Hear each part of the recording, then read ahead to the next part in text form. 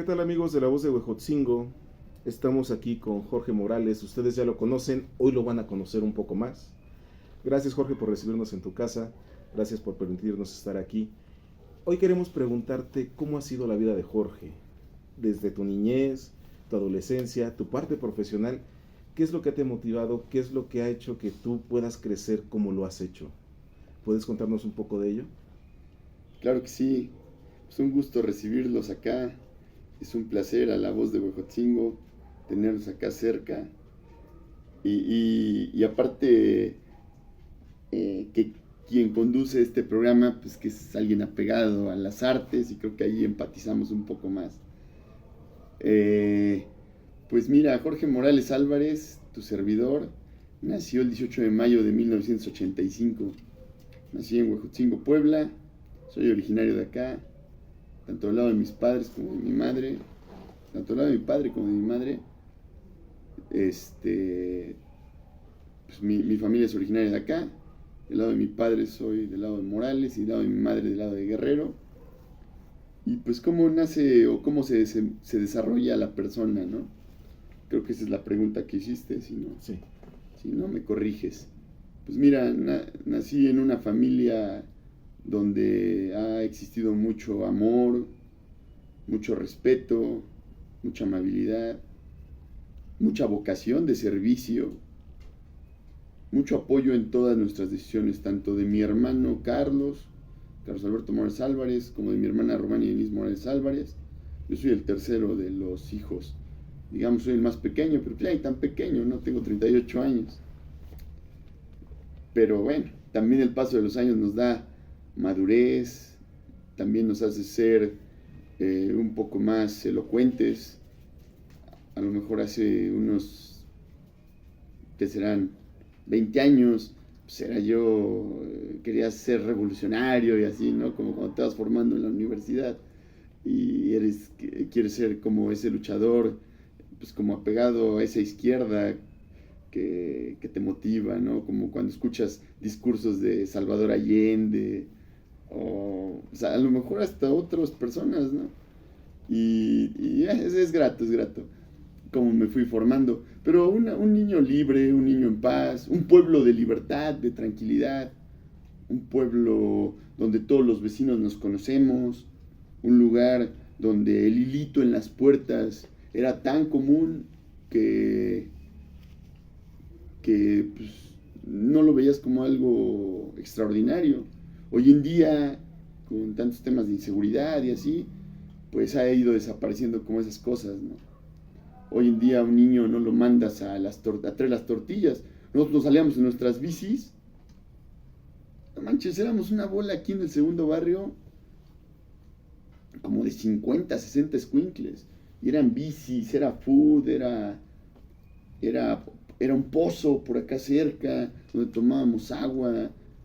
Era una libertad, una tranquilidad, pues muy bonita, ¿no? Y me gustaba mucho la parte en la que mis padres, por ejemplo, a niños que hoy son unos adultos, pues no sé por qué vivían en la casa, ¿no? A veces había uno, tres o cinco. Me recuerdo que alguna vez llegaron a ver a lo mejor hasta 7 chamaquitos y les daban, casi les daban lo que la Constitución marca, ¿no? Casa, comida, sustento, educación. Y era padre, porque eso te forma, te hace ser igual a todos, te hace empatizar, te hace ayudar, te hace respetar. Y pues ese es el niño en el que se va, o el adulto que es hoy, el niño en el que se va formando ese ser humano.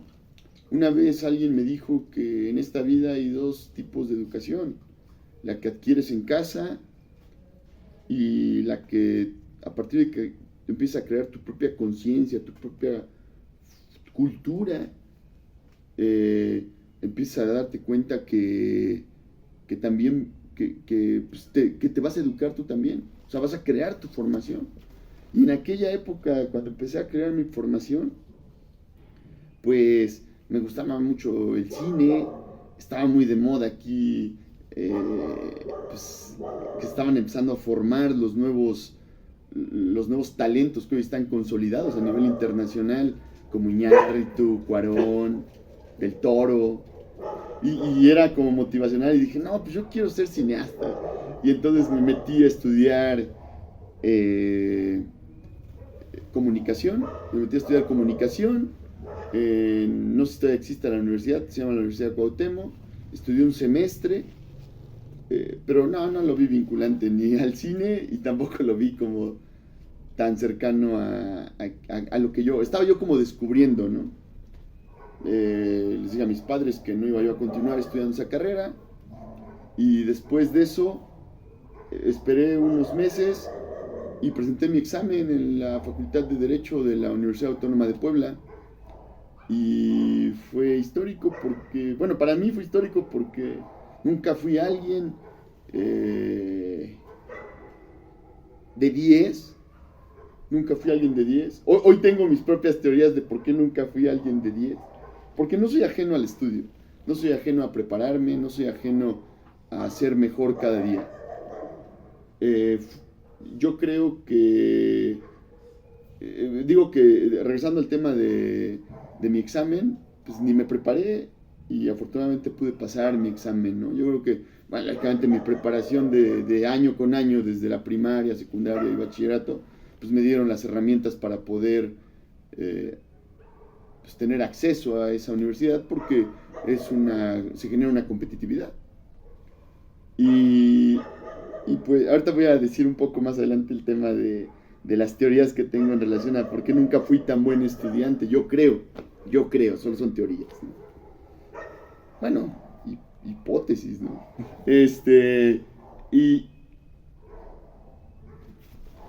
Y por ejemplo, me acuerdo que le dije a mi padre, pasé mi examen y me metí a estudiar Derecho. Siempre me ha gustado, por ejemplo, la política, pero muy vinculada al tema de servir. No tanto un tema de querer tener un cargo público. Por ejemplo, a mis 38 años no he tenido cargos públicos. Alguna vez, bueno, que recuerde, no he tenido cargos públicos, pero siempre he servido, ¿no? Siempre he ayudado. Y en este caminar hago un retroceso tantito. Por ejemplo, en mi bachillerato terminé mi prepa en una escuela franciscana, en el Aparicio, y donde extrañamente también mi papá terminó su prepa. Quién sabe qué tanto nos va guiando como nuestra genética hacia lugares, pero me ayudó a mi formación. Cuando supe quién fue, San Francisco de Asís, cómo operaba, cómo era un hombre que cambió su vida drásticamente. Yo creo que me impregnó mucho cómo era. Incluso hice jornadas, se llamaban jornadas. Hice jornadas, me parece que fue en la Sierra de Hidalgo, y estuvo padre. Digo, de todos modos aquí vivíamos como si hiciéramos jornada, pues platicaba yo lo de mi mamá y así, lo de mi padre, lo de los chavitos que vivieron ahí. Muchos hoy son adultos, muchos les dicen abuelos a mi padre y a mi madre, de sus de sus hijos de ellos. Y muchos de ellos regresan a visitar a mis padres así, y me gusta esa parte. Yo fíjate que a lo mejor no la he podido yo desarrollar, pero siempre he estado en favor de brindarme y de servir. Y el servicio yo creo que lo fortaleció mucho mi formación en la parte franciscana. Y pues ahí me iba yo formando. Y ya cuando entro a la UAP, pues me meto mucho. Yo según quería estudiar Derecho, porque a veces confundimos, por eso digo, la madurez que adquieres al paso del tiempo. Yo quería estudiar Derecho por la política y este tema, pero en realidad terminé enfocándome a otra cosa. Profesionalmente llevo más de 12 años ejerciendo mi profesión como abogado. Ya dije que soy egresado de la UAP. No sé si mencioné que por ejemplo, estoy en una maestría en Derecho Penal en el Centro de Estudios Judiciales del Tribunal Superior de Justicia del Estado. Creo que es una muy buena institución. Son maestrías muy enfocadas al tema práctico, más que de investigación, y me agrada mucho esa parte porque nos ayuda, sobre todo en el derecho penal, que pues ahorita con el nuevo sistema, que ya no es ni tan nuevo, pues tenemos la necesidad de conocer esos nuevos, pues el nuevo procedimiento, ¿no? Y pues ahí voy formándome en ese sentido. He hecho mi labor desde mi trinchera, que es como abogado. Cuando empezamos, tengo un socio. Cuando empezamos, pues empezamos con un modelo, tratar de buscar un modelo para adquirir clientes como con asuntos muy delicados. Y buscamos, y era difícil que me contrataran, ¿no? Pues eras joven y así, y entonces, pues empezamos a trabajar al resultado. Hoy en día creo que es el modelo que más nos funciona. En el despacho, pues no tenemos letreros, ni siquiera puertas abiertas, y gracias a Dios todo el tiempo tenemos trabajo. Y creo que eso demuestra mucho de que somos hombres de resultados. Porque pues ahora sí, como lo digo, simplemente, si no gana mi cliente, después de 4 o 5 años, pues no gano yo. Imagínate cuánto voy a creer que no sea así. Entonces es la lucha, ¿no? Esa es la lucha.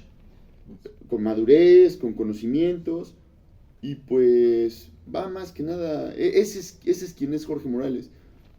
Me gusta el fútbol, hoy ya no juego fútbol, pero siempre jugué FIFA, y hoy juego FIFA en la Play. Bueno, hoy no, pero ponle que hace 3 años todavía me echaba yo mis retitas de FIFA.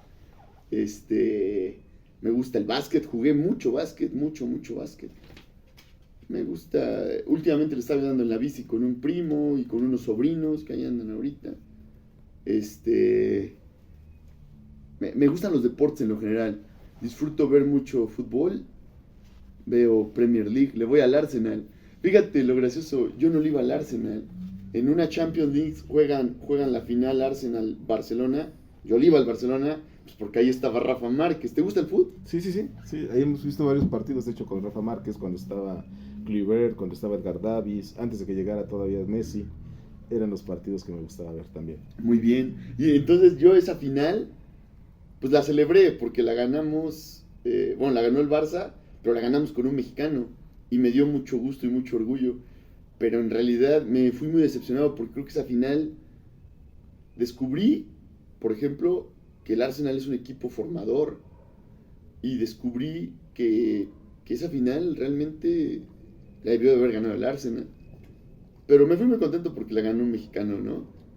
Pero ya en la competitividad, creo que ahí fue cuando me llevó el Arsenal. Y de ahí creo que le eché la mala sal porque le fue re mal muchas temporadas posteriores. Pero me fui formando ahí.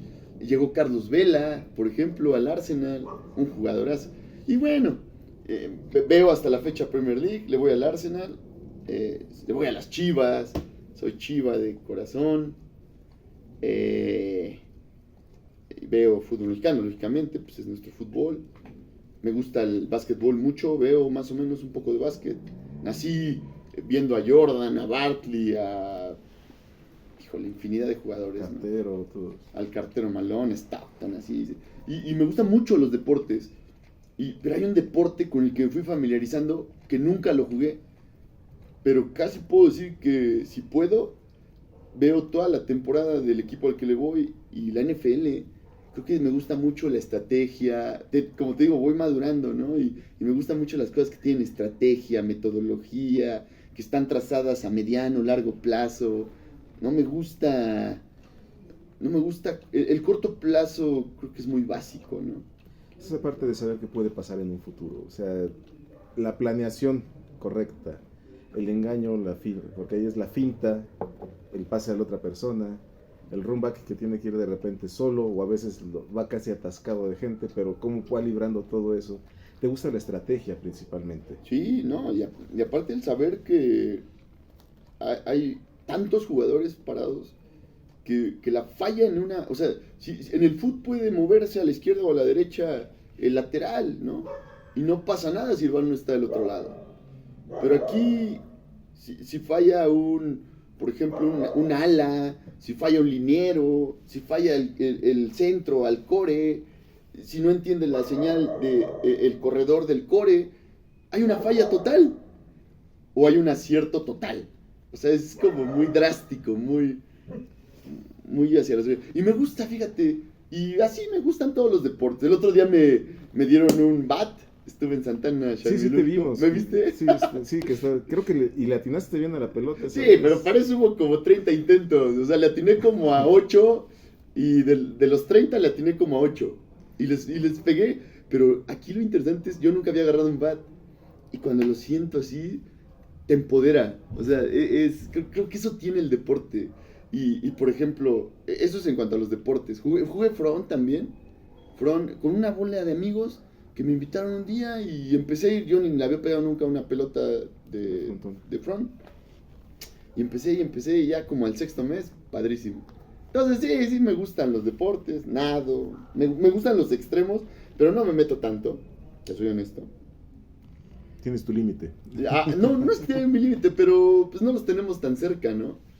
Pero sí, me gusta todo eso. Y fíjate que, creo que, o sea, a lo mejor menciono todo esto, pero pues ese es Jorge. Y fíjate que hay algo bien interesante. Yo no vengo de una familia, no conozco a alguien dentro de mi familia, o si me equivoco, pues me podrían corregir ahí cuando subas este video, que sea alguien tan apegado a las artes, ¿no? A excepción por ejemplo, de mi primo Rodrigo, que es músico y su especialidad creo que es guitarra clásica, o mi prima Fer, que es restauradora, pero ya somos como que de esta generación, pero como hacia atrás no conozco, ¿no? O sea, cada quien como que buscó su rubro, pues lo mío es, pues soy abogado, ¿no? Y fíjate que, por ejemplo, en cuanto al arte y eso, pues fue algo con lo que yo me metí, pues solo. Y fui viendo obra y primero veía yo pinturas, óleos, acrílicos, y no entendía yo nada, ¿no? Yo no sabía ni siquiera, por ejemplo, que era un punto de fuga, o sea, cosas que no, o ni siquiera sabía cuál era la técnica, ¿no? Hoy entiendo esas partes, pero así me fui metiendo. Me apasiona el arte. Le platicaba yo a algunos amigos que yo el arte, por ejemplo, en cuanto a la pintura, yo creo que más apegado a los óleos, me di cuenta, por ejemplo, de que, o sea, me gustaba acercarme, veía una pintura que me gustaba o visualmente me atraía y me acercaba a olerla, o sea, como así como estar cerquita y sentir y pues era exactamente, y fue muy padre. Y bueno, ya después tomé cursos y aprendí más y más y más. Bueno, pues aprovechando, cuéntanos quién es tu pintor favorito, por ejemplo.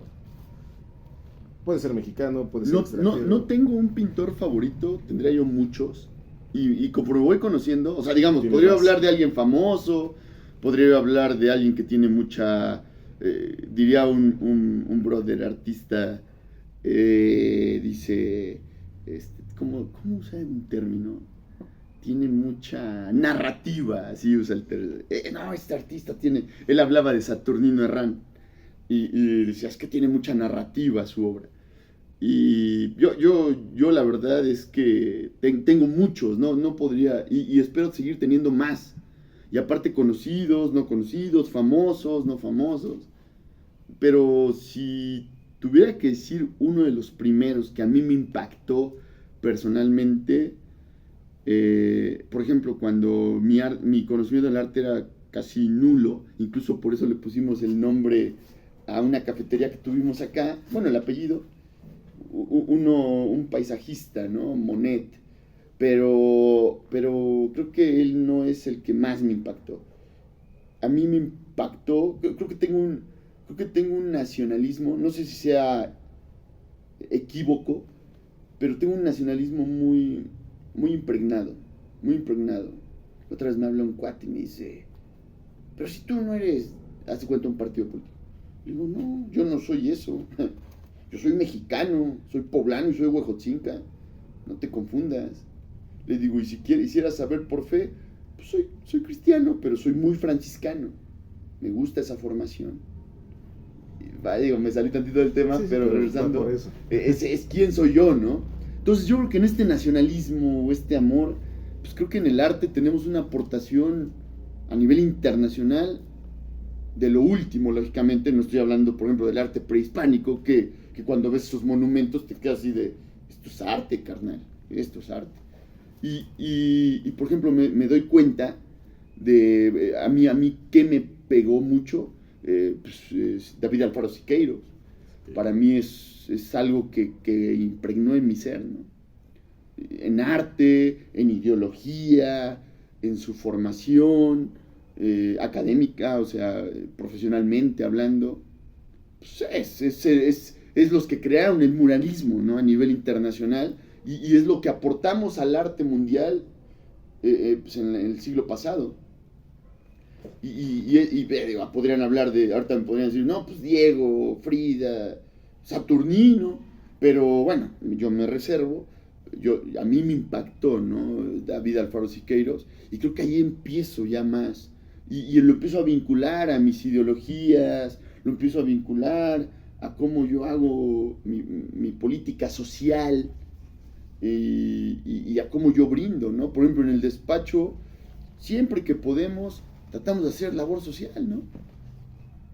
Por ejemplo, si llega alguien humilde, y lo hemos hecho, hemos ayudado. Hemos dado juicios gratuitos en su totalidad.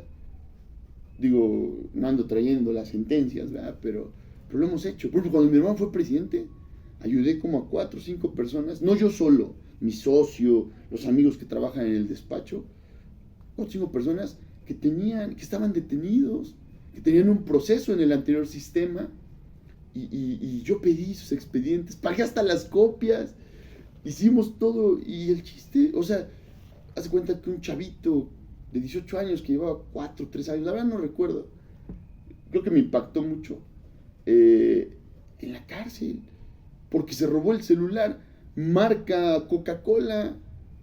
Pues no manches, o sea, no hay, o sea, a lo mejor hay probable, pero no hay cuerpo, entonces no hay probable. Y en derecho penal, pues es específico, lo que a la letra dice. Y dices, qué gacho. Ahí se hubiera quedado otros 5 años, a lo mejor, hasta que alguien llegara y le dictara sentencia. Lo único que hicimos fue ir a terminar su proceso, que le dictaran su sentencia y que saliera a rehacer su vida. Yo creo que todos podemos rehacer nuestras vidas. Y fíjate, eso va vinculado a lo que dije. Más adelante voy a hablar de mis teorías, de por qué considero que nunca fui un buen estudiante. Justo hoy se celebra el Día Internacional de los que somos zurdos, los de los que escribimos con la izquierda. Y yo soy uno de esos, ¿no? ¿Tú también eres uno de ellos? También somos zurdos. Ah, muy bien. Y mis teorías en cuanto a adquirir o poder ser un estudiante de 10 o como de excelencia, pues creo que mis teorías son que los zurdos de aquella época, no sé los de ahora, pero los de aquella época pues éramos limitados. Yo recuerdo, te comento un poco esta parte, aprovechando lo de los zurdos, funciona el cerebro diferente, ¿no? Y curiosamente la mayoría de zurdos vamos enfocados a las artes. Nos puede apasionar otra cosa, nos puede apasionar una carrera, nos puede apasionar todo, pero las artes prácticamente en la mayoría ven las venas, por ser zurdos. Aparte una parte del cerebro que va hacia lo que es la parte creativa. La parte creativa. Entonces con eso pues nos da otra manera de ver el mundo. Sí. ¿Sabes cuál es el problema? Que la educación tradicional de este país creo que nos dejaba muy a la deriva, porque por ejemplo nuestras bancas, no sé a ti si te tocó, pero pues yo no conocí una banca de zurdos, por ejemplo, pero ni en la universidad, o sea, ya olvídate, sí, en la primaria, en la secundaria. No había, incluso tijeras, algunos lápices. A mí me tocó la parte de, no sé si te tocó, cuando comprabas tu juego de geometría, las tijeras que te tocaban eran las que se desbarataban a la primera. A mí me tuvieron que conseguir tijeras para zurdos, algunas plumas para zurdos para mejorar mi caligrafía. Ah, porque es bien fea nuestra caligrafía, ¿verdad? Sí, pero eso ayuda mucho. O sea, hay plumas, bueno, aprovechando para el auditorio, si tienen hijos zurdos, hay modos, hay empresas o tiendas especializadas en cosas para zurdos. Así como apareció en Los Simpson que... Eso te iba a decir. Así como aparece en Los Simpson, es verdad, sí hay tiendas para zurdos donde puedes encontrar desde el abrelatas, las tijeras, que es lo que yo recuerdo. Es más, las tijeras todavía las tengo desde la primaria y no se les ha tenido que sacar filo y todavía tienen filo. Son de otra calidad. Y esta parte, bueno, para la gente que nos ve, pues aprovechamos, y no es comercial, pero pueden ayudar de esa manera a sus hijos. No, y te voy a decir algo. A ver, yo no sé si sea una ayuda o vaya a ser un perjuicio, porque la parte de ser, de improvisar, creo que es algo que se nos desarrolla a los que tenemos esa, pues, no le voy a decir deficiencia, esa contrariedad a lo común, ¿no? Somos un poco de llevar la contraria. No nos queda de otra, pues es que, a ver, por ejemplo, ¿tú aprendiste a manejar? ¿Sabes manejar coche? Sí. ¿En qué manejamos? ¿A poco nos trajeron un carro para zurdos? No, ese sí nos tocó el diestro. No, y hasta la fecha, pues no hay otro.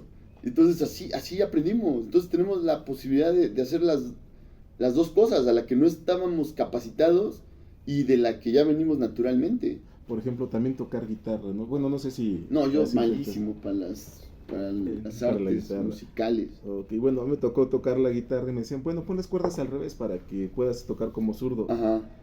Y el que me enseña a tocar es derecho, y me dijo, no, cámbialas otra vez. Y pues a tocar como derecho, no hay de otra. Y así nos las fuimos rifando. Pero fíjate, esto es interesante porque te voy a decir algo. Hoy que estoy, bueno, cuando entré a la maestría, ya no la he terminado porque me faltan 3 materias. Y me di cuenta, no sé qué promedio traiga yo, pero a lo mejor un 9.1, 9.2 en la maestría. Pero me doy cuenta que cuando vuelvo a pisar el aula, es como el niño que recuerda, bueno, el adulto que recuerda cuando era niño, y por ejemplo, no sé, lo lastimaban o lo regañaban o sentía a lo mejor ese abuso verbal en el hogar.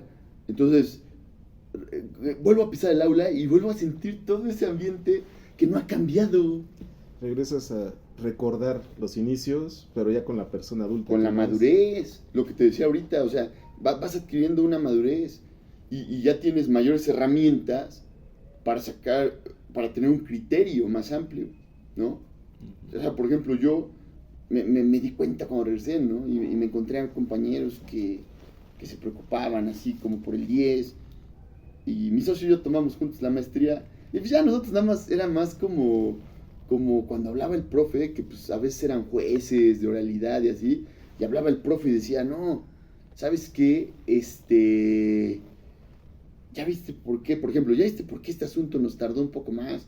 Mira, ese era el camino. O sea, como esos diálogos, más como una mesa de trabajo que otra cosa, ¿no? Más a lo práctico. Pues, empezar pues una mesa de trabajo, ¿no? Para sacar un resultado que pueda ser aplicable. Eso es. Bueno, pues ya nos contaste un poco de quién es Jorge, cómo ha sido, cómo se ha desarrollado, la pasión que tienes dentro de ti por todo, porque es podría decirse, los filósofos decían que teníamos que volver a ser como niños para podernos sorprender de todo, y en base a eso generamos la filosofía. Esa parte Jorge la tiene, pero ¿qué tal? Bueno, sabemos que la familia, lo has dicho, te ha ayudado mucho, pero para ti, ¿cómo es la unión familiar? Ahora que tú ya eres padre y tienes que ver por tu familia. Pues mira, la familia, para empezar, socialmente hablando, pues es el primer núcleo social. O sea que es la base de toda sociedad. Entonces una familia que está fallando, está disfuncional, está quebrantada, pues tiene muchas posibilidades de no apoyar a ese gran núcleo social. Y a lo mejor aquí voy a generar controversia, ¿no? Pues, no, a ver, aguanta, yo soy... No, yo no dije que no podía, sino estamos hablando como como filósofos, de ese núcleo social y el beneficio o la afectación que se genera al mismo, ¿no? Por ejemplo, ¿tú crees? Yo te contesto con una repregunta, ¿no? ¿Tú crees, por ejemplo, que la migración... Mejor dicho, te haré una primera pregunta. ¿Tú crees que los mexicanos somos una gran familia? O sea, ¿las familias son fuertes? Estamos tambaleantes como familias. Pero desde nuestros orígenes, sí, como mexicanos, ya como nación, ¿hemos sido fuertes? Sí, yo siento que sí hemos sido bastante fuertes. La familia ha ayudado a inculcar y a hacer que incluso el salir de donde estábamos, que bueno, hablamos ya de la conquista y todo, era por cuestiones familiares el que pues, llegamos a donde estamos, no fue por alientos, igual la parte de la precariedad, pero nos ayuda a poder fortalecer el núcleo, al decir, pues voy como hermanos, y que nos veamos como hermanos. Esa parte, la unión, bueno, ahorita voy a tocar un tema que al igual la gente ya lo ha visto, que están con esto de los niños que se burlaron de la comida mexicana, de las costumbres mexicanas, ciertas cosas. No conozco bien el tema, pero he escuchado así por mis Pero la gente se une, o sea, la gente, ¿por qué? Porque somos mexicanos, o sea, como esa parte de... Como esa gran familia, ¿no? Sí, exactamente, y es de, pues no, pues si estás contra nosotros, pues oye, me estás ofendiendo y te estoy dando la mano, pues mejor te desconozco. Y hablamos como familia social, que es lo que creo que al punto que me quieres llevar. Y ya te hice una pregunta, una primera pregunta. Ahora te hago una. Bueno, tú eres el que me iba a entrevistar, ¿verdad? Pues pero estamos en una pero plática entre amigos. Esta es una plática, es una charla de amigos. Y yo te hago una segunda pregunta después de esto que escuché. ¿Tú crees que la migración del mexicano, sobre todo la migración ilegal que hemos vivido por la necesidad del hambre, del trabajo, de darle una mejor vida a nuestras familias, ¿tú crees que esa migración, que se ha dado por décadas, no es nuevo, no crees que ha venido a romper con ese núcleo social? Ha venido a romperlo. Lo sabemos, bueno, la gente que nos ve también de Estados Unidos, sabe que pues de repente aquí tienes a la familia, pero el papá está allá y viene una vez al año, nada más, muchas veces. Si es cuando llegan a venir. Y si no se pueden... No, y si ya tiene sus papeles, porque si no, ¿cómo viene? Sí, esa es la otra. Y puede tardar 15 años en regresar y ver a los hijos ya crecer. A mí me tocó, y te lo voy a contar, bueno, aprovechando, una amiga no conocía a su papá. Lo conoció hasta que terminó la carrera, que fue cuando pudo regresar, porque les fue a dar un sustento. O sea, y esa es la ventaja. O sea, como quiera, él fue y cumplió su labor, su deber como padre, si lo queremos ver. Pero aún así te quedas, pues me faltó el papá toda la vida. Y los niños sí llegan a estar afectados por eso. Ya sea el papá, ya sea la mamá. Muchas veces ambos se van, dejan a los hijos con los abuelos.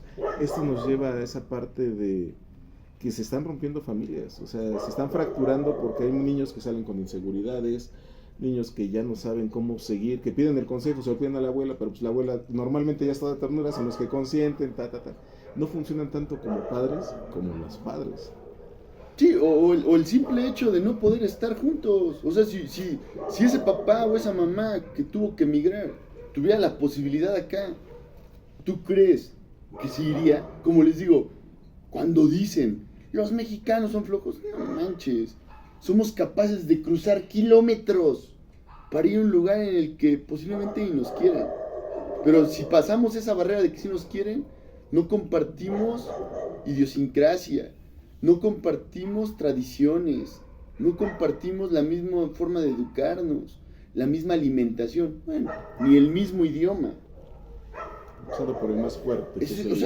O sea, dices, eso es un gran mexicano, o sea, es un luchador, y se van por ese futuro prometedor, pero acá se queda un tejido social, no voy a decir roto, sino débil al alcance de la posible destrucción, como hoy lo estamos viviendo. Sí, actualmente vivimos una época que es complicada a nivel social, pero a nivel país. ¿Por qué? Porque sí, no solo es acá. Es en todos lados. En Huejo lo hemos visto hay gente que se intenta acercar familias, intenta volver, no que ellos vengan, pero sí poder mandar a la gente para allá. Pero ha sido complicado y aún así yo creo que, como mencionas, se vuelve un eslabón débil, una familia de eslabón débil. Porque pues sí, ventaja, ahorita tenemos videollamadas, están los chats. Sí, hoy en día. Pero hace años... Sí, no volvías a ver a tu papá.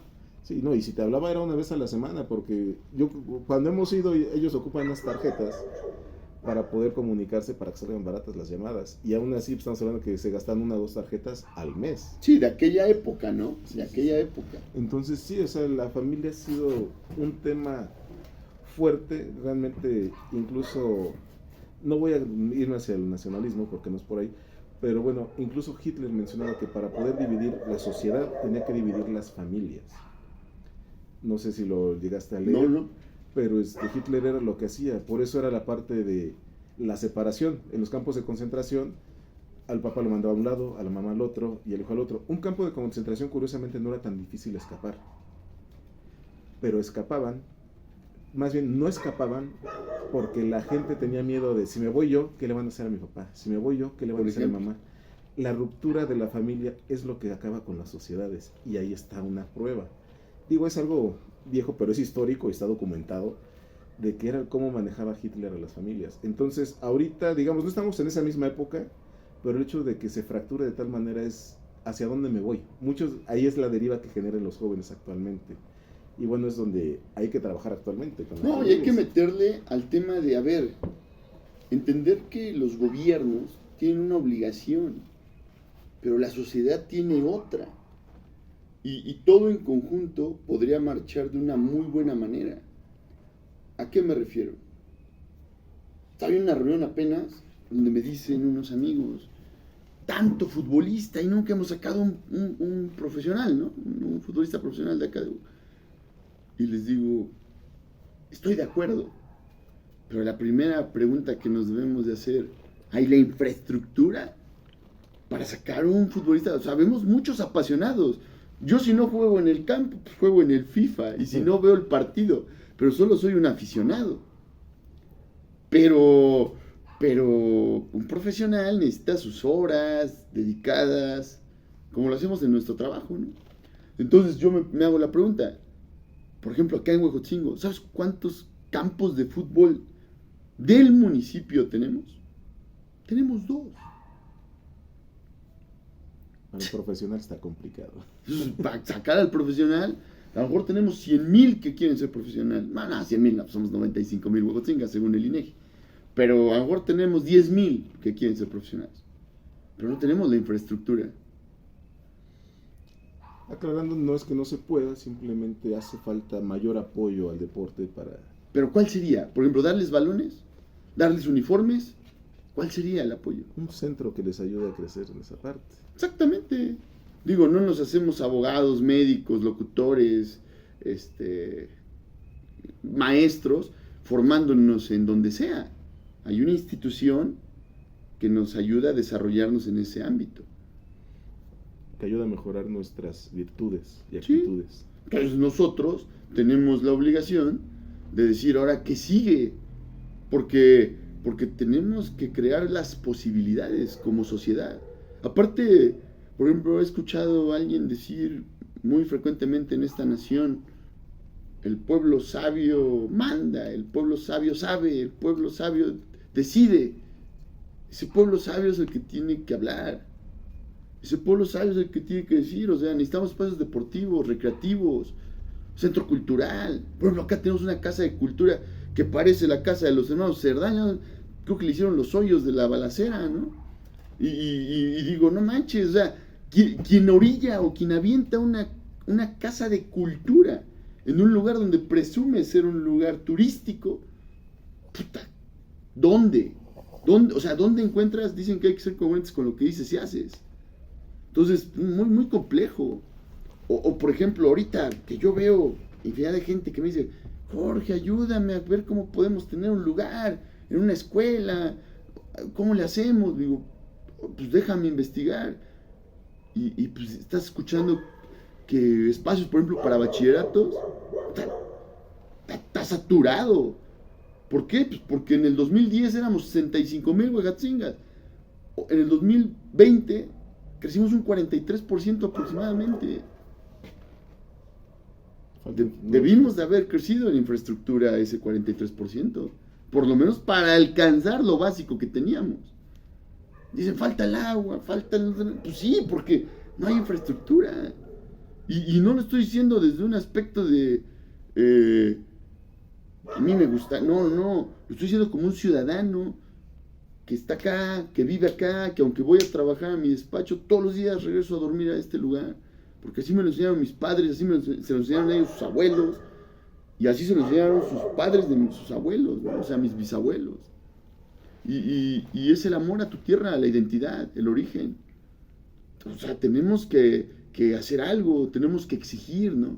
Por ejemplo, he caminado un ratito en relación a esta idea de construcción, de cómo le hacemos para exigir nuestros derechos, ¿no? La educación es un derecho constitucional, la salud es un derecho constitucional, la seguridad es un derecho constitucional. Nos merecemos. El Huejotzinga, te digo algo, Huejotzinga es trabajador, Huejotzinga es comerciante. Nosotros, bienvenida a las fábricas si quieren verlo así, pero nosotros no necesitamos fábrica. O sea, yo no veo a un cuate que se dedica a vender tejocote, a bajar su pera, que esté ahí de, bueno, ya me voy a la fábrica. No, hay que fomentar las posibilidades ahí. Ahí están las posibilidades. La gente que se levanta a las 5 de la mañana, 4 de la mañana, se va a trabajar, regresa a las 3, va a hacer un pequeño refrigerio, porque literalmente muchos es lo que hacen, y vuelven a salir a hacer otra cosa. Así es el Huejotzinga. Yo lo he visto, he platicado con ellos en la calle, he platicado en las parcelas con ellos.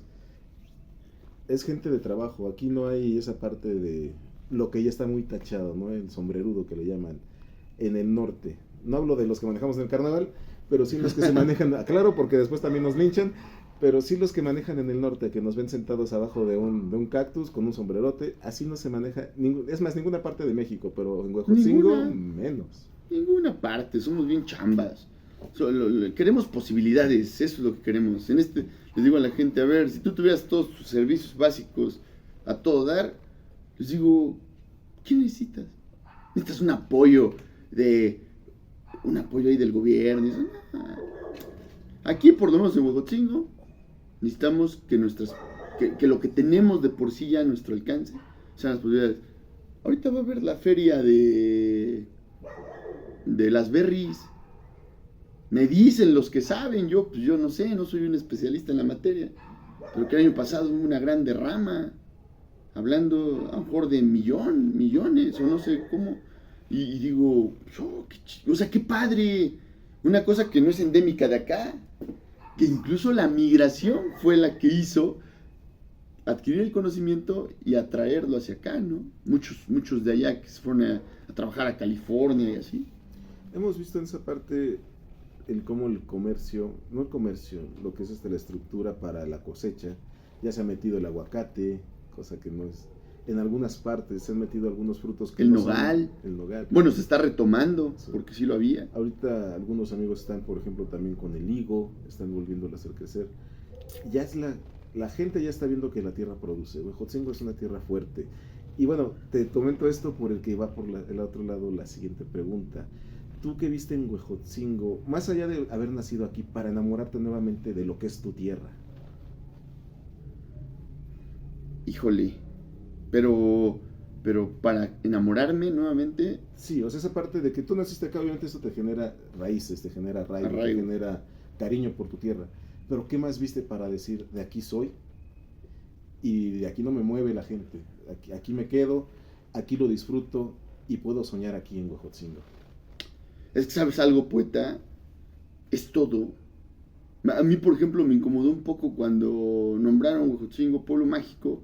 Entiendo la desgracia en la que se vive hoy en este municipio, pero somos mágicos. Somos un pueblo con identidad, con arraigo, con cultura, con cosas naturales que tenemos aquí a la mano, ¿no? Como ese Parque Nacional Ixtapopo, ¿no? Somos parte de él, ¿no?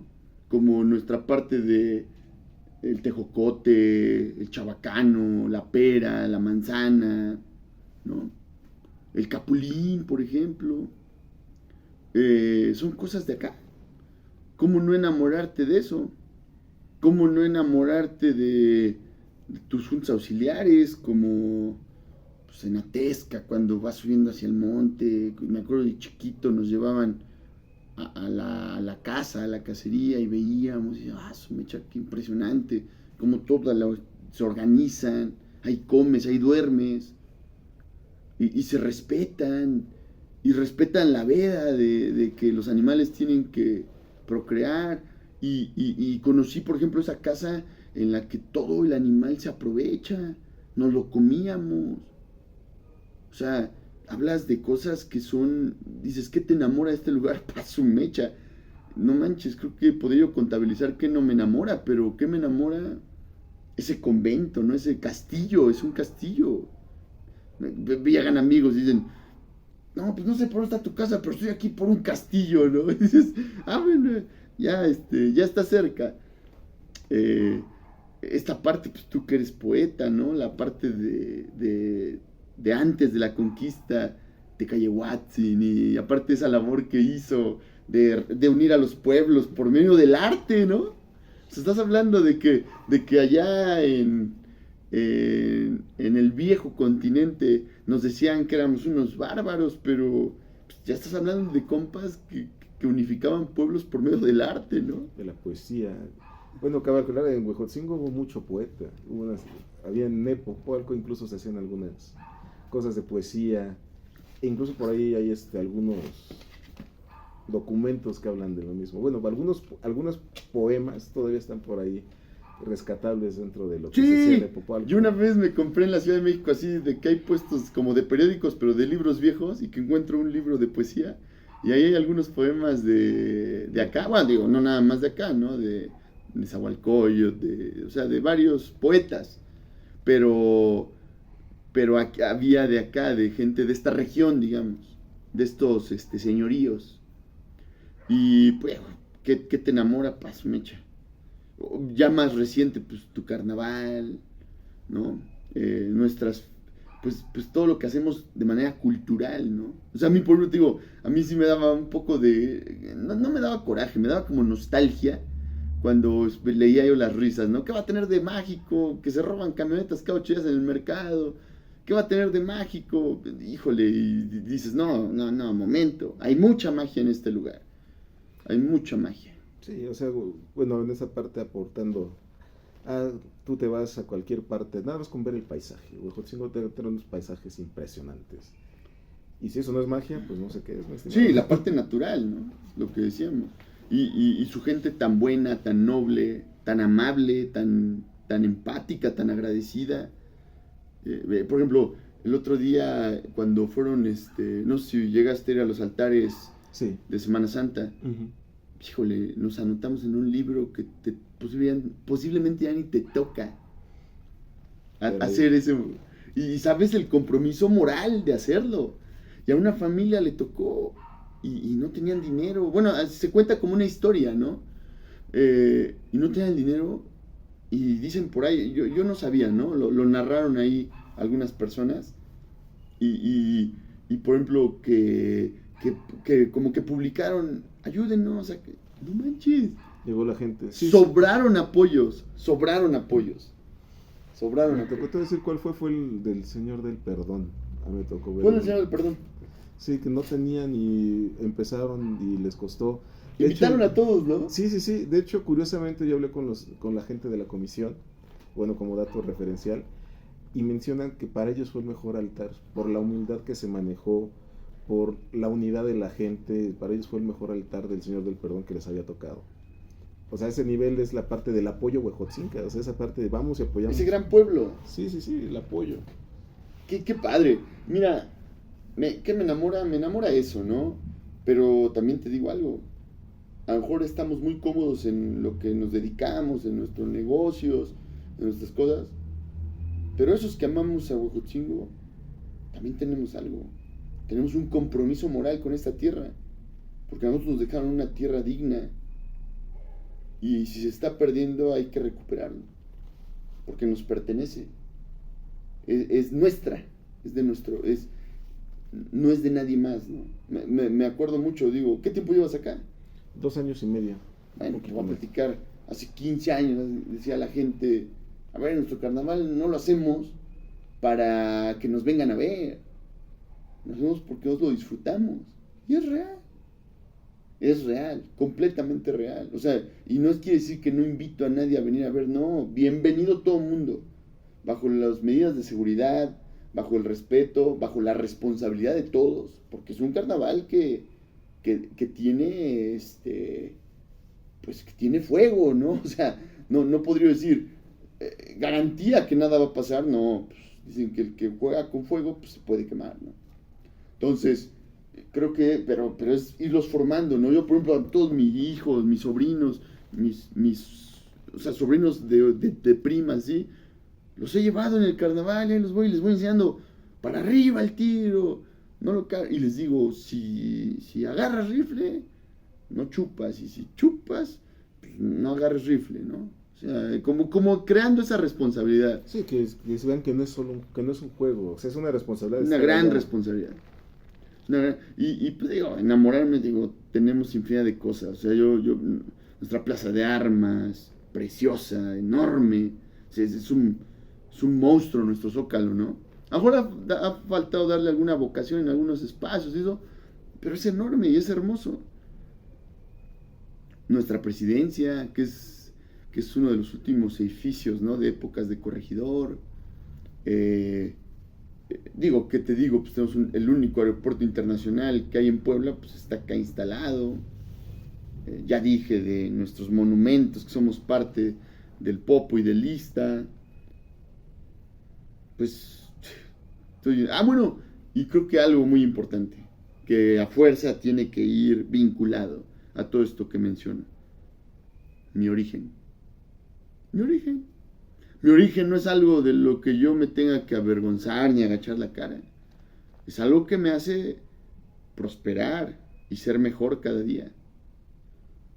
Mi origen es un origen del campo, es un origen agroindustrial, es uno de los, tanto del lado de mi padre y de mi madre, se crea una de las primeras fábricas de sidras del país, post-revolución.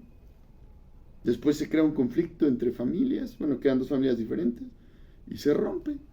Y ya cada quien se queda al lado de mi madre la fábrica Azteca, que es una de las más antiguas, y del lado de mi padre se crea Maipú.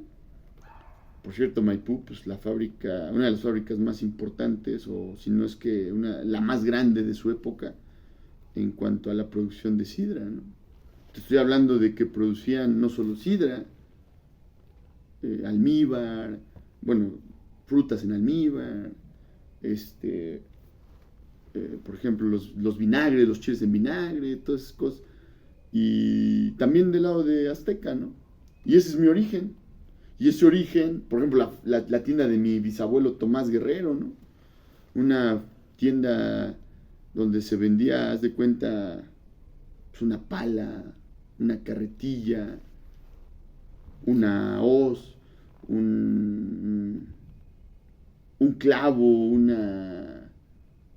unos chiles, hablando de chiles, un pedazo de chito, un arma, una Remington, una Winchester, una bicicleta. Entonces, pues, mi origen está tatuado en mi pecho, en mi alma, y se los estoy tatuando a mis hijos, ¿no? Porque creo que si no están creciendo acá, pues posiblemente puedan perder esa identidad, ¿no? Lo cual nos hace ser quienes somos hoy en día. Y lo decía hace un rato, ¿no? Por ejemplo, pues eso nos da esa grandeza como pueblo, ¿no? Eso nos da ese origen, esa grandeza. Y eso que tenemos que seguir cuidando. Sí, yo respeto a todos los demás lugares que se dicen que son pueblos mágicos y respeto a todos, ¿no? Pero aquí hay demasiada magia, ¿no? Paseamos un santo y se tune la gente. Van miles de personas, ¿no?